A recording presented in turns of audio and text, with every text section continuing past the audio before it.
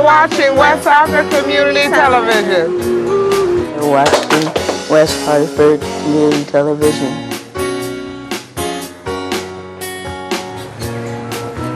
You're watching West Hartford Community Television.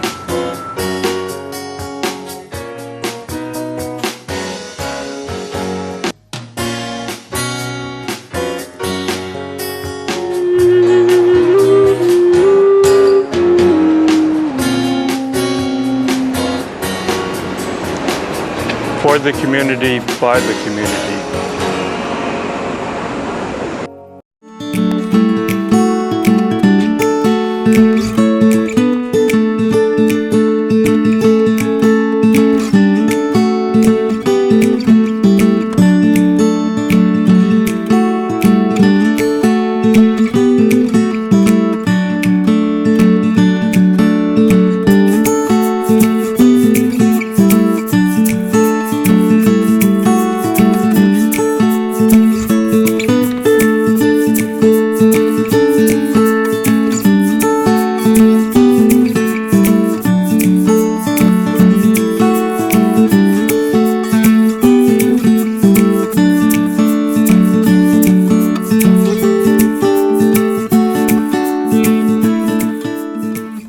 Hi, welcome to Survive to Thriver, a new series about people who've overcome difficulties in life. I think it's important to get to know about people because it really builds a good foundation for empathy. And today we actually have an amazing story of one of my great friends, Stacy, who we've been friends now for 4 or 5 years now. We actually met through a mutual friend, and she's an amazing person, and she has an amazing story to share. So Stacy, why don't you share a little bit about yourself? I'm from Newington. I've lived there my whole life, and I enjoy it. I like to dance. I've danced my whole life for 31 years. I think this is my 31st year of dancing. Wow. I'm a dancer. You look way younger than that. Yes, people always think I'm in my 20s, early 20s. I'm like, nope, add a few more years. Yeah, take it while you can. Take it while you can. That's what I hear. I'm like, okay. Yeah. I am married, and I have 2 kids. And they are adorable little munchkins. My little minions. Yes. And I teach. I'm a teacher here in West Hartford. Mm-hmm. And What ages do you teach? I teach preschool, so 4 and 5. Mm-hmm. And I've been doing that for 11 years. Mm-hmm. And what made you want to get into teaching? I have always wanted to teach, I think. Because I remember my first grade teacher, Mrs. Gagliardi. Mm-hmm. And I had her, and ever since I always played school or whatever. And now I teach. I've always done it. Yeah. It takes a lot of patience to teach. I mean, sometimes I've volunteered in classrooms for like an hour or 2, and I was like, okay, I'm done by the end of it. Yeah. And you guys would do that day in, day out. It's not easy, but it's enjoyable. Yeah. There are moments, but it's good. It's good to feel good to help kids. Yeah. But then you go home, and then you got and then I go home with my other kids, with my own kids, and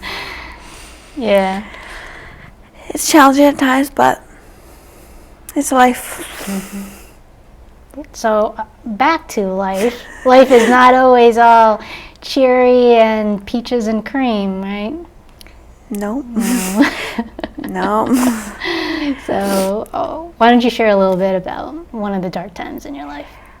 I was 19 years old, and I was going to my friend's birthday party, and I was crossing the street, but I didn't make it across the street. So a car came and it hit me, and it left. Yeah. And I was left in the street. Wow. Wow, and you were in a coma for quite a while after that, right? I was in a coma for 3 weeks, and the hospital for 2 months. Mm-hmm. And I remember nothing. Yeah. That must have been a really hard time. I mean, they didn't think you were going to make it, right? Nope.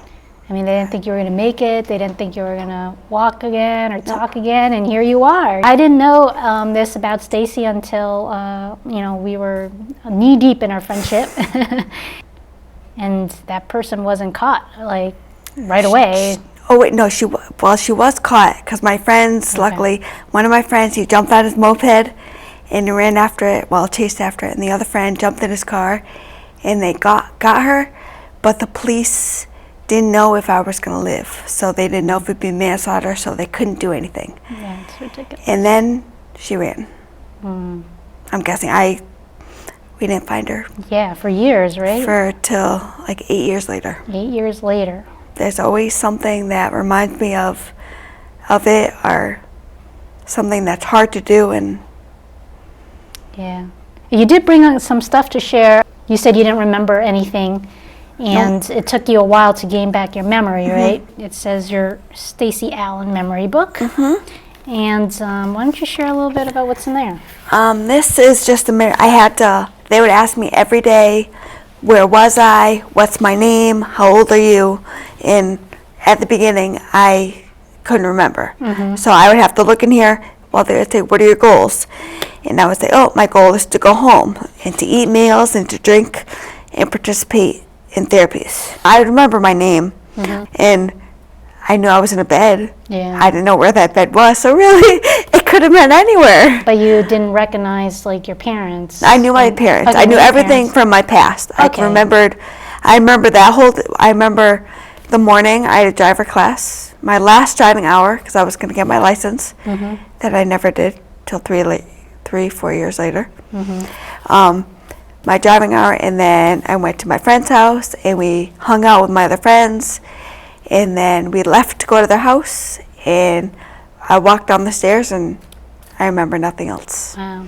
Because I hit whatever part, it was the right side on the bottom, and that was the short term.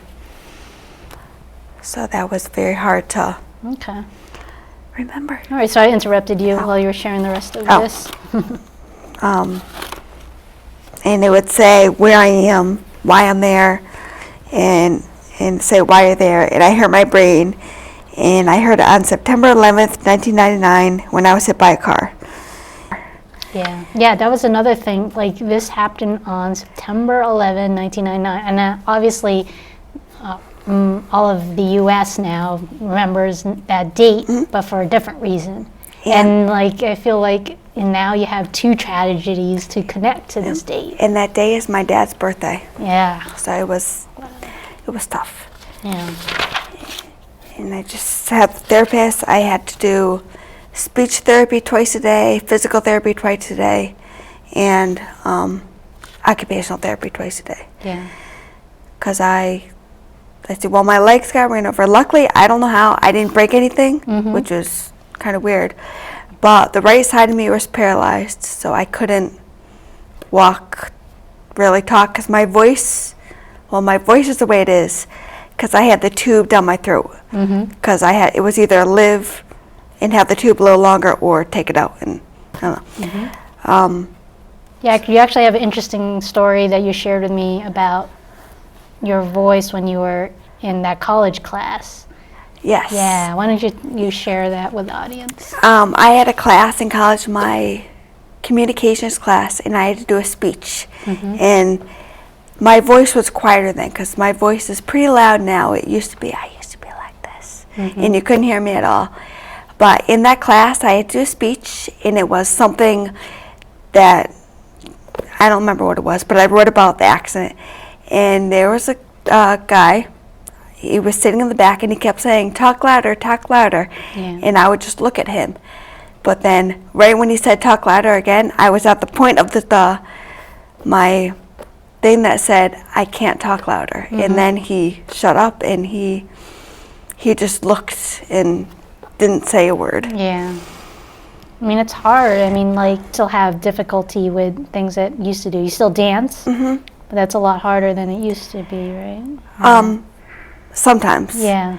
But because I did a year of outpatient therapy after I got out of the hospital, And then I started dance again. I tried it. And then the physical therapy, she said, you know what, you could probably learn more at dance than what I could do. So I went back to dance full time, and well, not full time, but normally, and I danced, and I did the recital that year. Yes.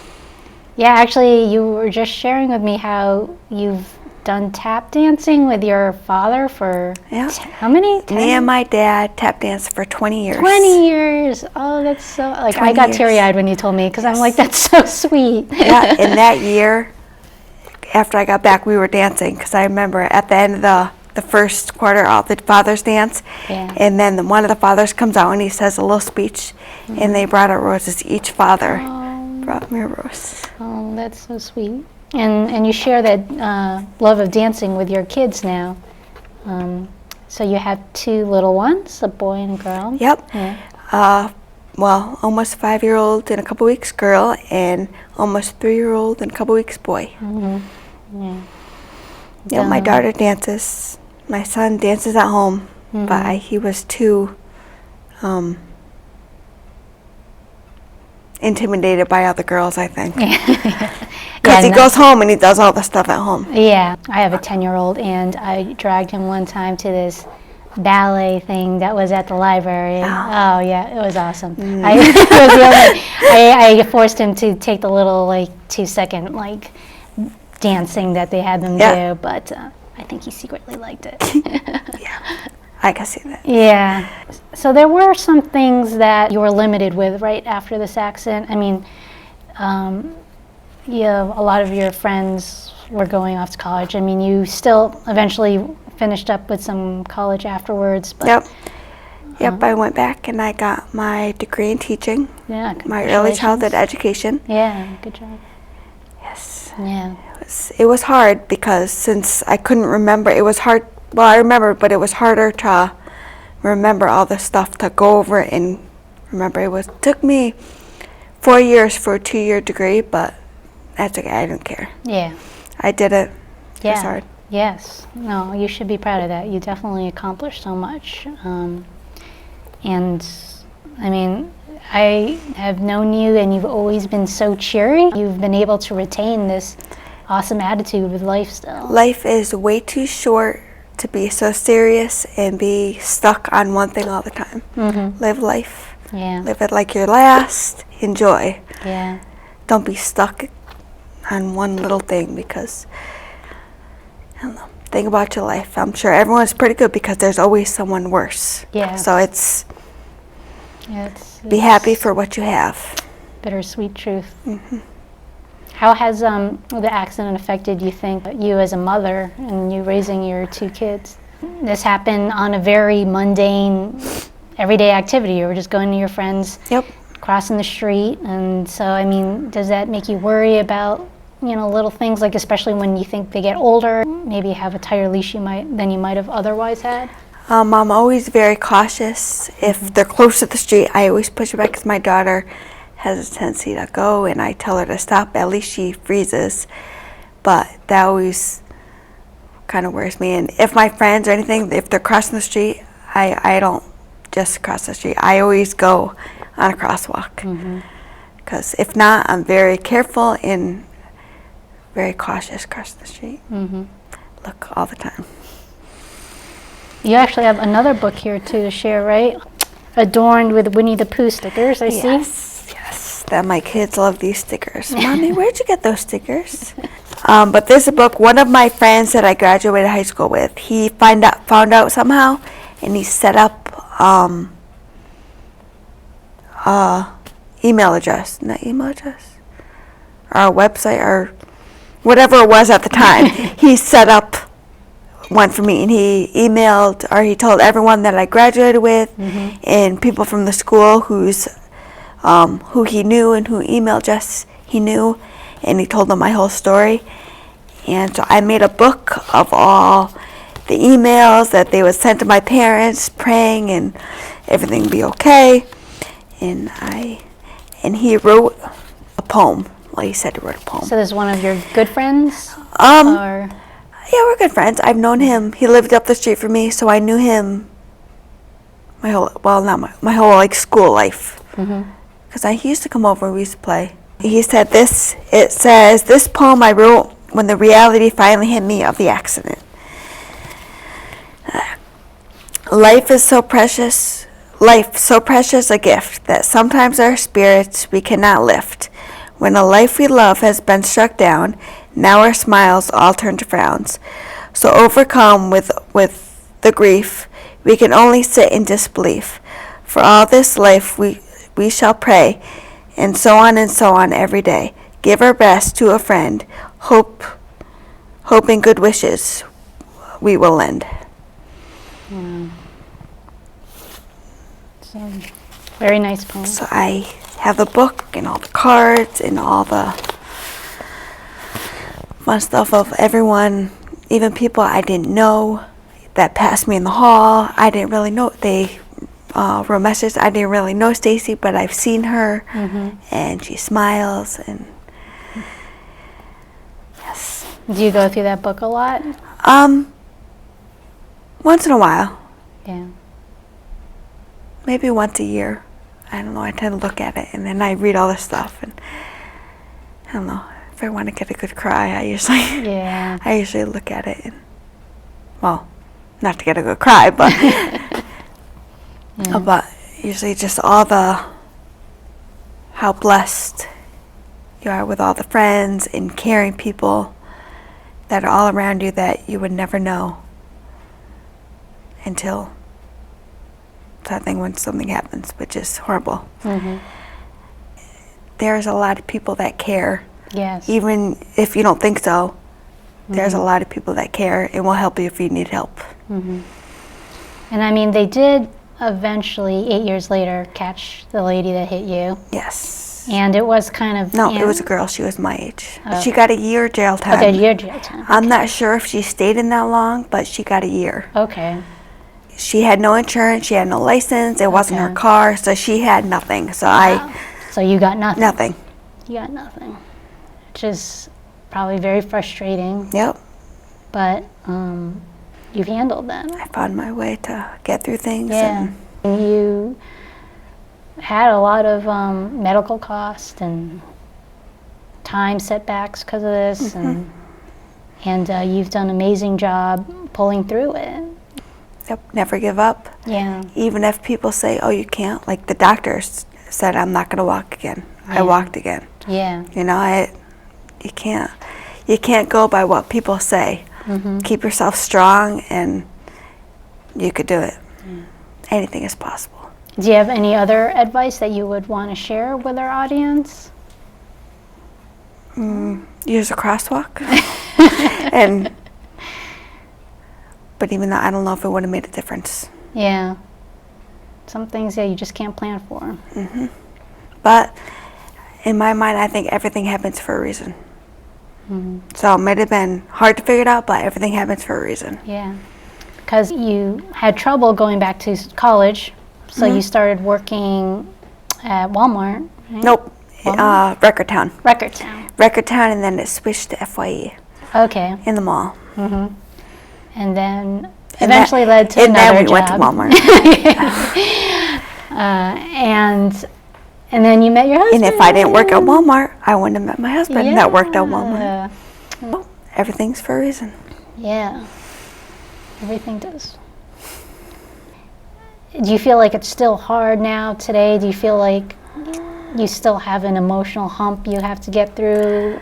I always think about it. There's always times where I think, but and then I think I've overcome it. So yes, it might have took a long time to get where I am, but I'm here. My voice may not be what it was, but I have a voice. Yes. So I'm happy, I'm blessed for what I have, that I'm here.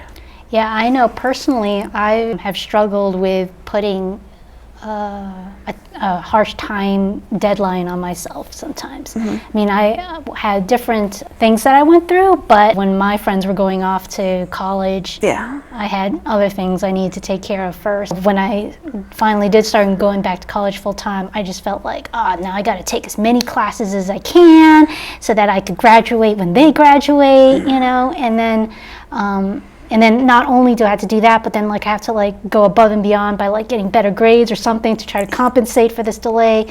But really at the end of the day, it didn't matter. It didn't matter when I graduated. It mattered that I kept going. And that's, I think, yeah, one of the important things that you were saying. You just keep going. And you don't let things stop you. Maybe slow you down, but not stop you. Yeah. Life isn't easy. Life is There's hard times, and you got to take them and go for it. Thank you so much for coming today. You're welcome.